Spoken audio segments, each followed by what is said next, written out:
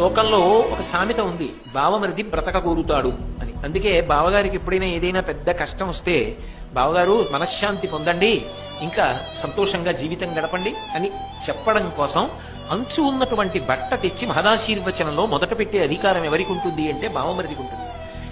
ఆ బావమరిదికి బావగారంటే అభిప్రాయ భేదం ఉన్నా లేకపోయినా ఉండకూడదు. భగవంతుడి దయ వల్ల ఎక్కడైనా బావలు బావమరుదులు చక్కగా సంతోషంగా కలిసి ఉండాలి. ఏనాటికి ఏ కుటుంబంలో అటువంటి భేదములు కలగకుండుగాక. ఒకవేళ ఏ కారణం చేతన కించిత్ అభిప్రాయ భేదం ఉన్నా కూడా తన చెల్లెలి పసుపు కుంకాల్ని దృష్టిలో పెట్టుకుని బావగారు దీర్ఘాయుష్మంతుడు కావాలి అని కోరుకునేవాడెవరు అంటే బావమరిది. మరి ఆ పిల్లకి అన్నదమ్ముడు కదా, కలిసి పుట్టి పెరిగిన వాళ్ళు కదా, ఆ కారణం చేత ఆ అక్క చెల్లెలు పసుపు కుంకాలతో ఉండాలని కోరుకుంటాడు ఆమె సోదరుడు. బావమరిది పట్ల ఆ కారణం చేత బావగారికి ఎప్పుడు ఒక